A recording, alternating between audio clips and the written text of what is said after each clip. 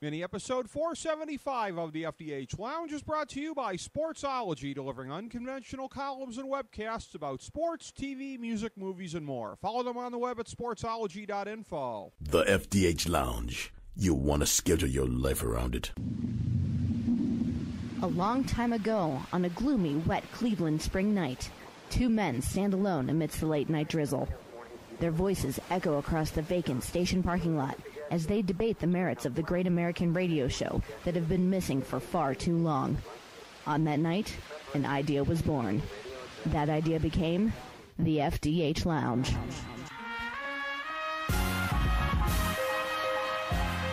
Welcome to the FDH Lounge. Hello, everyone. Welcome to mini episode number 475 of the FDH Lounge. This is FDH Managing Partner Rick Morris.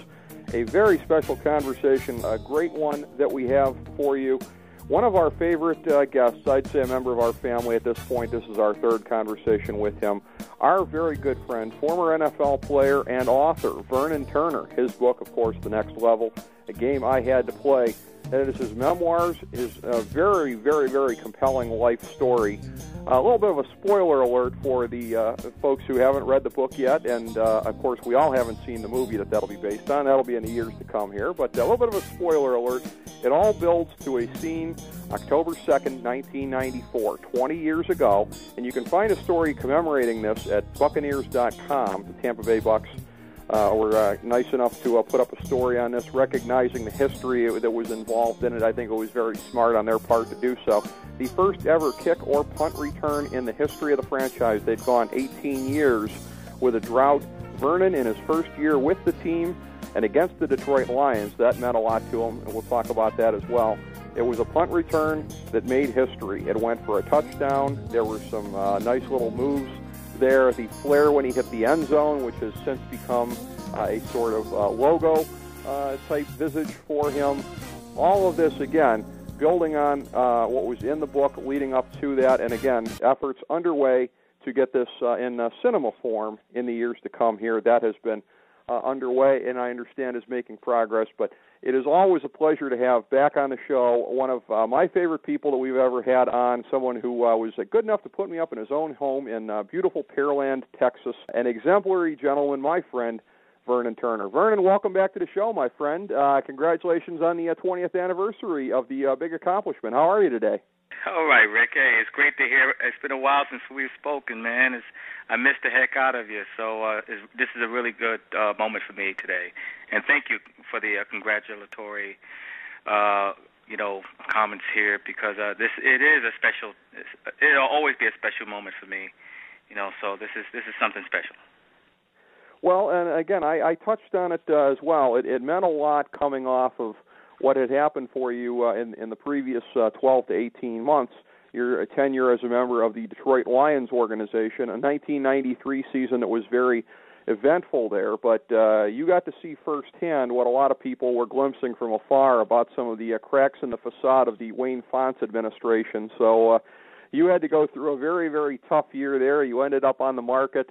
Tampa Bay proved to be a very good home for you there with Sam Weish, but talk about that a little bit too, because it would have been a special moment regardless for you, but there was a little bit of extra oomph to it, a little bit of extra motivation, certainly, and proving yourself to the Detroit Lions in that scenario had to just take that moment right to the stratosphere, I would think. Well, I'll tell you what, the story in itself in a whole, and I've said this so many times, Rick, and I think you've heard me say this before, and that is, Steven Spielberg could not have written my script in regards to everything that transpired in my life, from age 5 until that time that I received that punt from Mr. Montgomery, Greg Montgomery.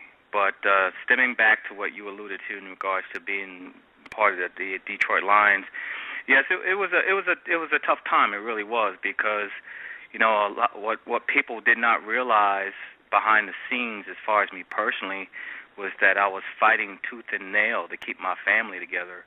I was really fighting hard to keep a job. It wasn't just a long life dream for me to play professional football. It turned into something that I actually had to do. That's the reason why the name of the book was so fitting. The Next Level, a game that I had to play. It was just of that.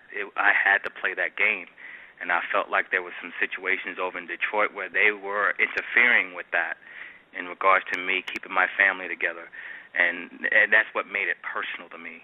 You know, I just felt like there were some things going on that, you know, I'm my own worst critic. I think that I'm extremely hard on myself, and if someone beats me outright in something, I'll go over to that individual's hand and I'll shake it. And I'll say, great job, you're a better man than I am. But when I truly is obvious that I win a job and I still get cut, that doesn't sit right. It never sat right with me. And I felt like I was just hopped around and popped around like a pinball, like a ping pong ball over there. Just, you know, whenever Mr. Fonts wanted a good relief for Mel Gray, he called me. And the second that Mel Gray got healthy, there were some other guys that they could have relieved him, but he always chose me to get rid of. And I took that personal. So when they released me that last time, and I say within the time that they released me, I'm talking about within maybe 4 hours, 3 to 4 hours, I was picked up by the Tampa Bay Buccaneers. And the thing of it is that Tampa saw me play. We were in their conference. We played them twice a year, so they knew exactly what they were getting, and I think they knew exactly the extra punch they were getting because they knew what I went through over there. So they knew exactly what they were getting when they signed me, and everything leading up to that moment, to October 2nd, 1994. You know, I've heard it and heard it and heard it over and over again, Rick, in regards to, oh, yeah, VT, you're going to be the first guy ever to do it, and this and that, whatever. And it almost got to a point to where I really got sick of it. I really did, because I refused to add that pressure to me. I just wanted to keep a job to keep my family together. That's all I was really focusing on. But then, you know, with the compound of the events that occurred in Detroit, that just amplified it and magnified it. And by the time I got to game time, I mean, it was something that it's really tough to describe, because I was always a different type of person on game day anyway. I turned into like a little James Cagney. I was a mean cuss. I really was. I was like, the coaches and the players, whoever knew me, knew not to talk to me during game day, because I really turned evil. I didn't like anybody, not my own teammates, no one. And I got in that state, and I got in this mini rage inside. So when I stepped on the field on that day, I knew something was going to happen, because I had no intentions on fair catching not one punt that day. Either I was going to get blown up, fumble, and they released me the next day, or I was going to do something special, because I already had in my mind that I had no intentions on fair catching the ball. Now, my odds were with me because I knew the type of punter that I was going up against. Greg Montgomery is a guy that outkicked his coverage. He kicked it long and deep, which gave me an opportunity to sit underneath the ball and get myself in position to catch. So I was already, the odds were with me. It was just a matter of if I got the right blocks. And you know what? All those guys, I can see it as clear as day. You know, all the blocks that came before me. You know, people said that I showboated before I left the 20-yard line by high stepping before and after. But I wasn't showboating, man. I was setting up my blocks at the start. And if anyone who saw it, they saw that those guys was just falling down like dominoes. And Mazio Royster got on to Greg Montgomery and blasted him. And that's what freed me up. And again, it wasn't me, man. It was those blocks. If you saw those blocks on film, they were brutal. They were awesome. So I trust me, I went to every one of my teammates and I thanked them, and I gave them a hug, man, because if it weren't for them, I wouldn't have been in that end zone, you know. Absolutely, team effort. But you were the guy who successfully pulled the trigger on it. You mentioned a couple of different things there that I found interesting. You talk about getting blown up. There's a great picture in your book for anybody that hasn't read it yet. The Next Level, a game I had to play. An outstanding picture of one of the preeminent special teams players of all time, your one-time teammate Steve Tasker, absolutely blowing you up on a play, an absolutely vicious hit when you were returning a punt. That's one of the first things I think of when you say that. The other thing is you were talking about getting moved around there in Detroit, sort of like a pinball or a ping pong ball, really kind of apropos because, again, of your frame, and we've talked about this on the show previously. You're the kind of guy that gets described as being a scat back, and in the 90s, we were only really starting to scratch the surface of it. Today in the game, scat backs can be feature backs to a large extent. A lot of the backs in the game that are really doing things out there are of a smaller stature as well, so you were a little bit before your time, but I found it really interesting when I was down there in Texas with you. That was the first time I'd heard about this and seen the YouTube video. The notion that when you came on board in Tampa, I didn't know that it had been a subject of public fascination about this 18-year drought, although I guess if a team had never had something like that, it would be a subject of fascination. But that video that the news did on you that summer, like, could this be the guy to break the long streak that we've never had in Tampa? Absolutely fascinating that happened, because that year you go on to do it. So it's one of those odd kind of predictions that was put out there, and you ended up living up to it.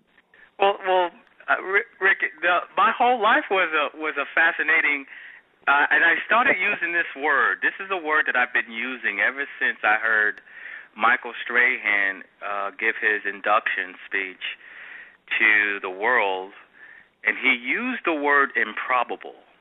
Mm-hmm. He used that word, and ever since I heard it, it's fitting. It's very fitting to every aspect of my life, from the time that I decided to play the game of football as a little kid, because I was 5 foot nothing, 100 and nothing. But there's a thing that what people, when they looked at me, they said, "Oh my God, this kid's going to get killed." But because they measured me by my stature. But one thing, and what carried me from Pee Wee League to the National Football League was that they failed to measure the size of my heart. And as I got older and I got more obsessed and committed to the game, my heart got even bigger and bigger. So when I came down to the National Football League and I got an opportunity there, I knew, no one else knew, but I knew I was going to make it, because I knew that if I didn't make it, my family was gone. So if anybody have ever gone into a situation of a life and death situation, because that's the situation that I was in, they will understand how I felt back then. It's like if you weren't ready to die on a football field, like literally like pass away, like not breathe anymore, if you weren't ready to be in that position, to put yourself in that position, then you weren't going to beat me. There was no way you were going to beat me, because I was ready. I was prepared to die on the football field. And that's the only reason why I made it. It wasn't because I was a great athlete, Rick. It wasn't because I had all these special tools. That I worked my tail off to get everything that I got. Thank God I was blessed to have the training regimen of Walter Payton himself gave me his training regimen. And I did it religiously. And the thing of it was that I pushed my body so far that I probably should have hurt myself severely on some of the things that I was doing. But the thing of it is, at the end of the day, when I got on that football field in the National Football League, they couldn't touch me. They could not touch me, and I was such as in a mentally strong frame in regards to it wasn't a hit that I couldn't take, that I was not going to get up from. And I was listed as probably one of the toughest, back in my era, as one of the toughest little guys in the National Football League. And I hold that proudly. I really do, because being tough, that's 3/4 of the game of football. It's a physical game. If you're not ready to take the hits and laugh at them after they hit you, you can't play the game. So now that I see the game the way it is now, how I hate to use this term, but I got to keep it real, they have officially wussified the league in regards to some of these things. You cannot touch the quarterback. Wide receivers, they don't care about going across the middle anymore. You can't touch them. You can't hit them. So they have wussified the league in some sense. But, again, I still love the game. I respect it, and I enjoy it. And I've been blessed. I've been blessed to be able to take this game and use it after I left the game. I'm taking it and I'm paying it. I'm paying it forward now. And that's the key now for me, is to share my story. Because if I can make it, Rick, anybody can make it. That's how I see it. Absolutely, and there's two different things you said there that I want to follow up on. I want to get your thoughts on the direction of the game, because it's sort of been at a crossroads the last couple of years in some of the ways that you mentioned there. But what I first want to do is follow up as far as your life story that we've been talking about a little bit. And, of course, again, I'm going to refer everybody back to the first two appearances that you had on the show here. People should check those out to hear it in great detail. But a little bit of an encapsulated thing here for people who haven't yet checked those out or read your book yet.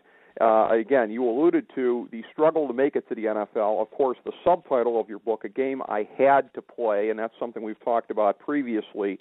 A lot of people grow up with having the dream to play. You are one of the rare cases out there, one of the very, very rare cases of somebody who was born into a lot of childhood difficulty, and a lot of people, when that's the case, the NFL will be my way out. You are the guy that actually did that. You were the 1 in a million, maybe 1 in a billion, where you had to do that. That was your lifeline out of a tough life. You talked about holding your family together.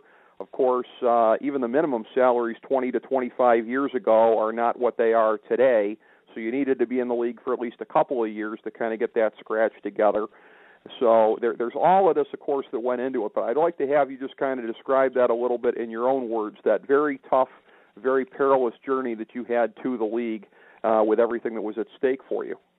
It was. I think you hit it on the head too. It was pretty much 1,000,000 to 1 odds. It was some improbable odds that I went through. I mean, we're starting from age 5 when I was born. Born and raised in Bedford-Stuyvesant, Brooklyn. At the time it was just myself and my brother and my mom, and we all lived.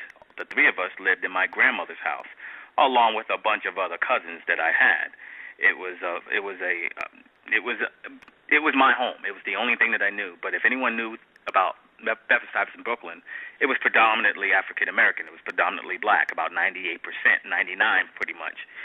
So that's all that I knew, But to make sure people understand the circumstances that I was in, at the time, even at 5 years old, my mom was out in the streets. She was using drugs. She was prostituting. She was really, she had down spiraled, really, really bad, really down spiraled. And it was a tough gig for her, because at one point she was a hell of an athlete. She was a track runner. She was active. She was an athlete, and she down spiraled. So while out in the street, and this is the part that people can't get a grasp on, they think that this is fake, it was made up, it was embellished. My mom's out there working the street as a prostitute, and I have to say these things to make sure there's no gray area when I say these things and people understand it, and I don't want them wondering what did he mean by that. I'm just going to keep it real here. My mom was out prostituting, selling her body, out in the street, and she comes across this one man. A white guy from Staten Island, New York. And I don't know exactly what happened, but for some reason, my mom captivated this man, and he saw something in this woman more than just someone that he's buying, okay? He saw something more than that. So make a long story short in regards to that aspect, he asked her to move into his house in Staten Island, New York. Now, understand this. Now, my stepdad, I don't even like calling him that anymore. He's my dad. My dad, I didn't realize how incredible of a man he was until after the fact, until I actually started writing the book, when I realized how incredible this man was.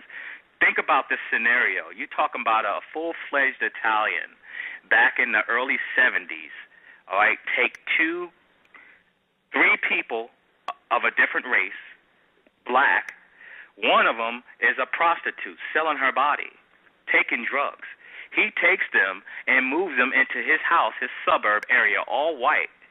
Now, I don't know what he was thinking. I don't know what it was, but it was something that it takes a special individual. It takes a special strength to do that, okay? So he did that. Now, my whole life has changed within 2 weeks of her meeting him, 2 weeks. And I didn't find out. I found out within 4 days before we moved that we were moving. And I thought she was just joking. I didn't know until we left. So I was abruptly moved.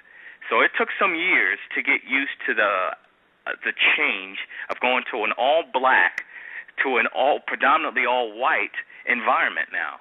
And back then we had some more exposed issues in regards to race than we do now. Right now it's a little bit more in a closet now. It's hidden now more than it was before. So I had my really major issues in regards to being called the N-word and scribbled N-word, go home on my driveway. It was a hot mess back then, man. It was tough. So I had to get acclimated to that, in addition to my mom still taking drugs. Now, as a kid, as I grew up, some years come on, my dad, introduced me to the game of football at age 10. I fell in love with the game of football because I went to my first game, my first New York Jets game, and I saw, Emerson Boozer and Joe Namath and those guys play, and that was when I decided I want to be a professional football player. In addition to, I fell in love with the actual team of the Chicago Bears because of Walter Sweetness Payton. That man was my everything, and he still is, for what he stood for. So, with my mom taking drugs, still on the drugs, she didn't prostitute anymore, but she was taking drugs. And my mom and dad used to fight all the time. Like, they used to go at it, fighting. And, of course, I took my mom's side because I was still in that resentment mode towards white people, the white guy, take me away from my black family. I was in that mode. So I always sided with my mom. I didn't understand what those fights were until years later I found out what those fights were all about. But my mom was always going to Brooklyn to go get her drugs and visit the family, whole nine, and I had to be babysitting because from the time that we moved, my mom started reproducing pretty quick. She ended up reproducing 3 more kids. My sister Charlene, my brother Brian, and my sister Ellen. And so it was a total of 5 of us. And guess what? The oldest had to babysit all the time. Not only did I have to babysit, I had to braid hair, cook dinners, change diapers, cook and clean house. So I was the actual caregiver, since age 9. So that's all that I knew. And what little time I got a chance to go out and play and hang out with my friends, I tried to do that. But it was that one game that enabled me to forget what was going on at home, and that was the game of football. And as the years went on, I fell in love with that game. And the more I fell in love with it, the more my mom realized it, and she used it against me. And this is another lesson that I learned years ago, Rick, was that you take care of home first. You make sure your house is taken care of, your family's taken care of before you go out and do your thing. And my mom was indicative of that even while she was doing her drugs. She did what she had to do, what she felt she had to do. She did her drugs. She did whatever she did. But guess what? We never went without food. We never went without a roof over our head. And we always were taken care of because she took care of us first before she went out in the street. And in a sense, she tried to teach me the same way that you're not going to have football if you don't take care of your chores or your brothers or your sisters. You're not going to have those things. So, but I didn't know that at the time, Rick. I was a kid. It didn't register to me. So all I thought about was that she was keeping me from the sport that I love. So I started resenting my mother. I started wishing her dead. I started doing all these things as far as I started actually hating my mother. Because as the years went on, 13, 14 years old, I started wishing her dead. Until, the end of my freshman year, she grounded me from off-season workout program. I was a kid, and this was weird too, I was a kid that was infatuated with practice. I absolutely loved practice. To me, that was a game. So I was that obsessed with the game. And again, my mom knew that. She would ground me from practices. Or with other kids would probably be like, oh, yeah, thanks, Mom. But no, I was really obsessed with this game. This one particular time she did it, and I ran in my room, man, and I went on my knees, and I prayed that this woman would go. And within 72 hours, my mom was gone. She was dead. There was a pneumonia, double pneumonia, and the drugs killed her. But the timing of that, Rick, I will never forgive myself for. This is the first time that I'm actually talking about it without breaking, because that's something that I'm going to carry with for the rest of my life because of the timing. I wish this woman, I went on my knees, I put my hands together, and I prayed to God that this woman would die. 72 hours later, my mother was dead. So I don't care what anybody tells me, okay? I don't care how many therapists try to get in my head and make me realize whatever they want me to realize. The end of the day is that I will never forgive myself for doing that.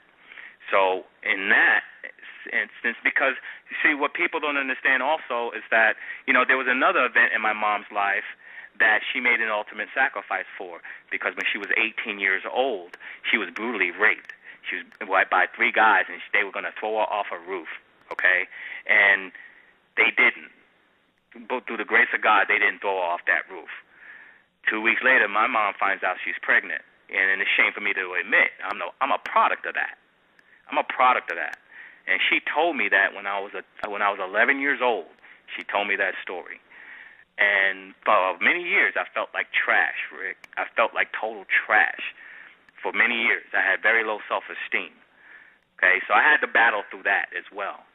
But, when I move up forward now, and I'm burying my mother, and when I'm at that gravesite, and before they put her in that dirt, I got to sit in front of her and talk to her and tell her I didn't mean it. I didn't tell her. I had to tell her that I didn't mean it. I didn't mean to wish her dead, and I thanked her for giving me life, because she could have easily aborted me.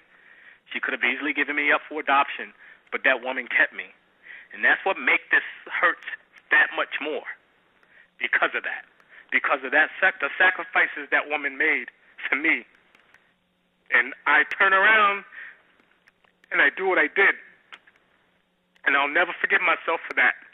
So my mission now is to make sure this story gets out and make sure people understand how incredible this woman was and how incredible my dad was for taking her out of that environment and just loving this woman, just loving her. Because all those fights were about, Rick, it was about getting her off the damn drugs.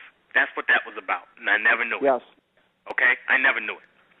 So you got 2 incredible people that has to be honored at the highest level. And I'm talking global, and that's it. I'm not gonna rest until this project reach global status, because it is that powerful and it is that important to me. And I know that it has the ability to change and save lives.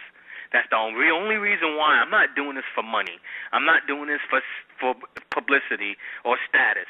I can give a damn about any of that crap. My thing is that I want my family, my parents honored, and I want these kids out there to understand that they only have one set of parents. They only have one set of guardians, and they can be gone in a blink of an eye if they're not careful. So you make sure you tell them you love them, just because I left with both my parents. I fought with both of them before they died, and I got to live with that. So now my thing is that I don't want anyone else living like that. Even my enemies, I don't really have too many of those. But the people that I don't like, I don't want anyone going through what I'm going through right now, man. It's like a walk in hell. It really is. So I tried to get through this whole segment without breaking, Rick. I almost made it, but I think the point is gotten across on how important this project is to me. And look, and I've my story with my mom is not quite the same as that. I understand that it can be hard to get through something without breaking down, and you at worst you were right on the border there. I think you came through that explanation fine. I will say too, talk about the things that could be taken out of context quite easily. I was glad when you went full circle on that story that you mentioned about the rape, because that puts everything into perspective. Obviously, that's why your mom self-medicated, went into the spiral, whatever. It all stemmed from the trauma of that and what she went through. And again, as you pointed out, a person of exceptional strength, much like your father.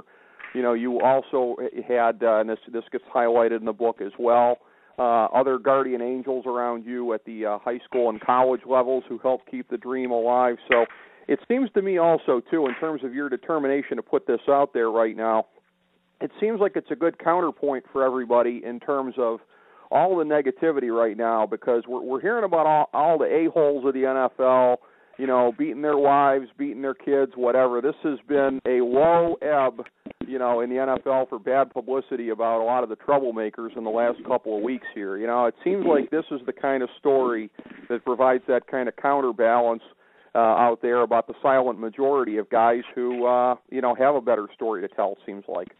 Well, I tell you what, here's the surprise of all surprises. Guess what? All of this stuff that's happening, that's being exposed now in the National Football League and any other sport, that's been happening. It's been happening all along. The thing of it is now, social media has gotten so huge and so big, it's exposed now more than ever. Okay? Those things have happened. It's been happening. The thing of it, again, now, social media has gotten a hold of it. You got your Twitter, you got your Facebook, you got your Instagram.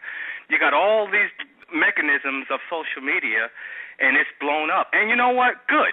I'm glad it did, because maybe it'll save some of these people. Maybe it'll save some of these families. Maybe it'll save some of these kids that are, you know, getting abused, and these women that are getting abused. Maybe it'll save them now. Now maybe these guys will say, hey, I can't do that anymore. You know, it's gonna hit the papers. It's gonna hit the wire. Maybe it takes something like that for them to quit beating up on people and doing the wrong things. Maybe it does. I'm glad it did. But the thing of it is, it's been happening all along. It's not like all of a sudden guys woke up, I think I'm going to, you know, beat my kids or beat my wife or assault somebody. Right. That wasn't the case. That wasn't the case. It's just now it's being exposed now. That's what it is. And I'm glad that it is being exposed. Yes, absolutely, you know, because it's a better game with that kind of stuff out of there. It's a better product for society, no question about it.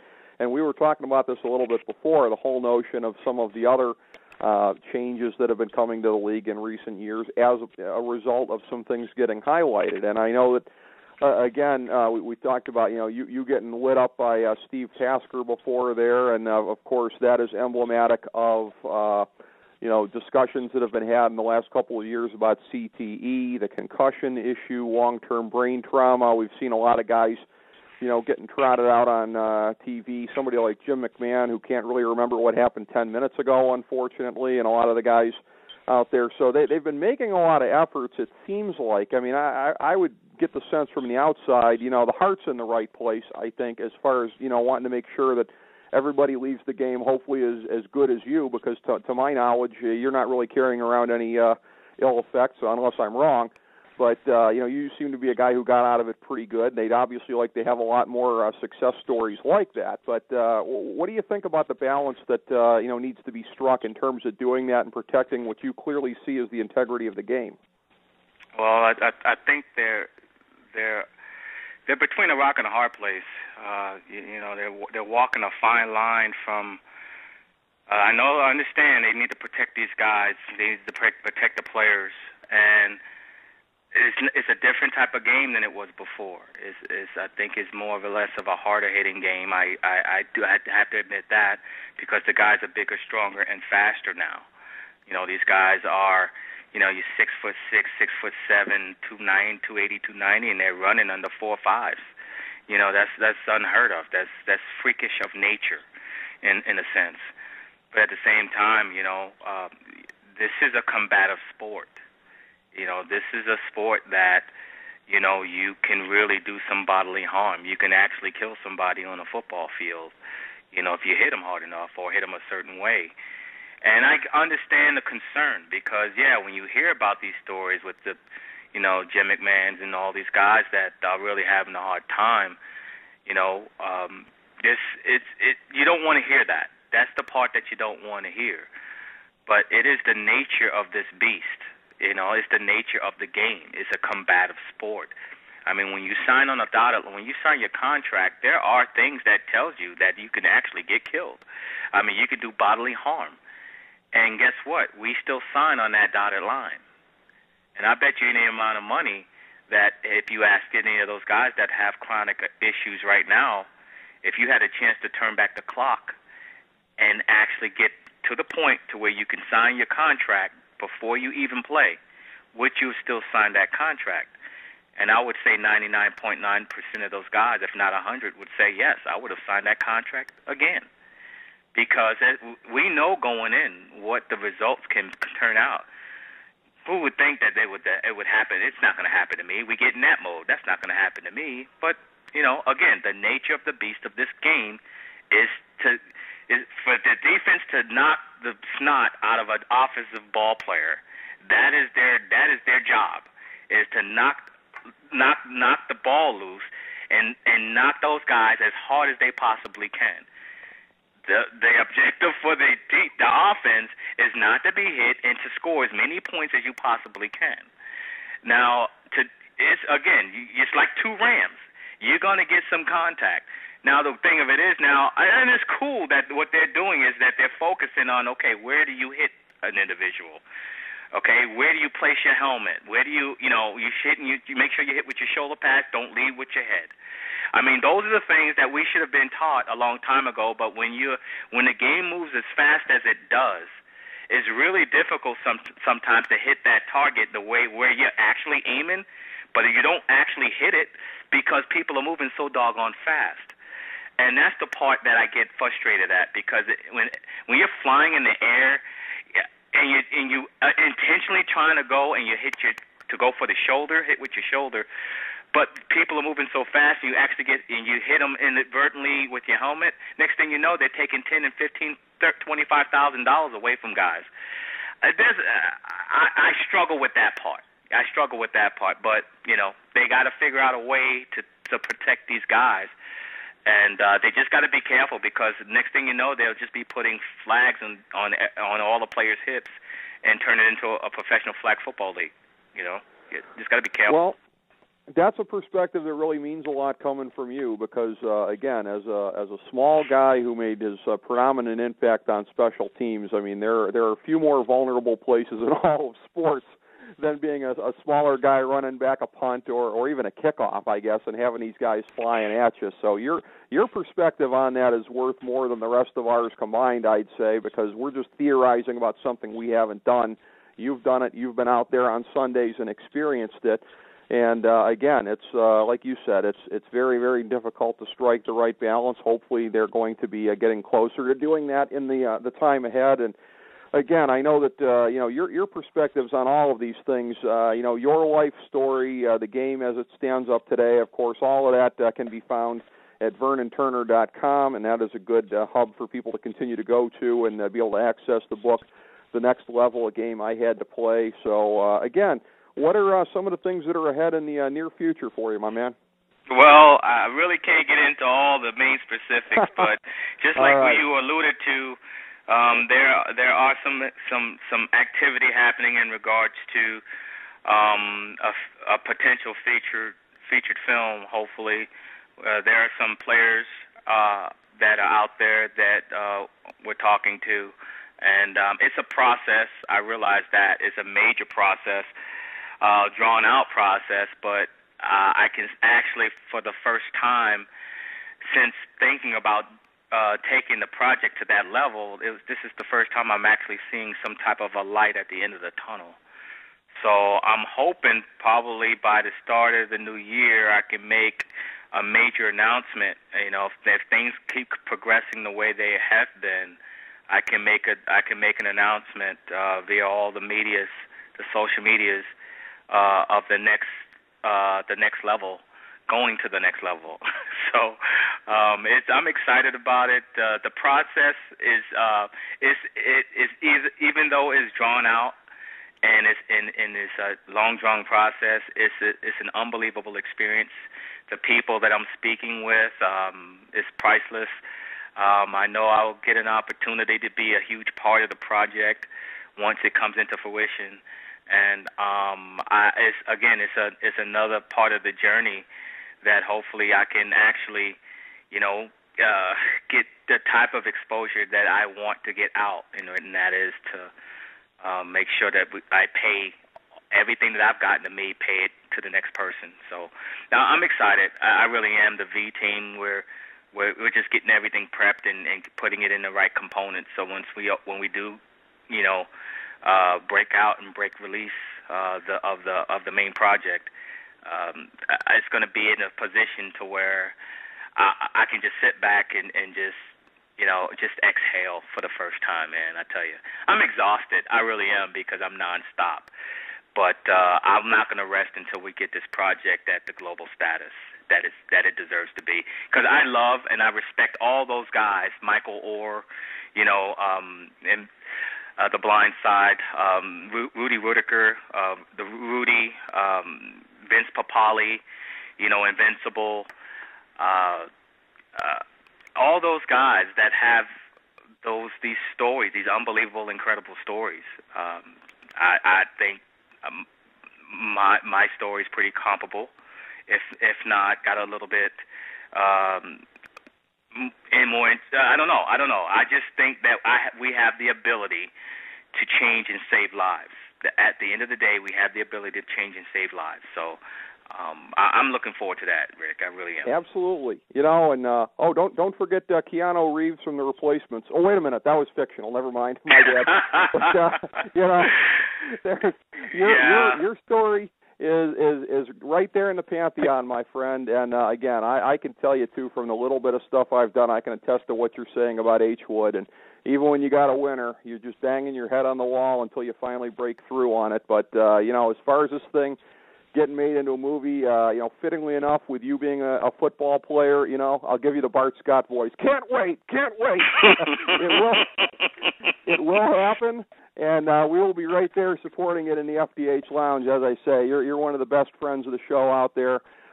Just always rooting for the best for you, and we'll continue to keep up with stuff with you on the show as things go along. And when you are announcing stuff, I know that we will be right there on your announcement tour. So looking forward to that, Vernon. Again, thank you for everything, for being such a good friend of the program. Best of luck with everything. God bless, and we are supporting you as strong as we can. Ricky, thank you so much, and each passing time you're becoming a dear friend. And Steve Civillo, and you guys are awesome. It's an honor to be on your show. Thank you so much. Well, I really appreciate it, Vernon, and it's an honor to be able to spotlight a great story like yours. God bless with everything, and again, no question about it, making your parents proud with everything that you're doing. Thanks so much for being here on the program today. Thank you all, everyone, for joining us today and listening on the FDH Lounge.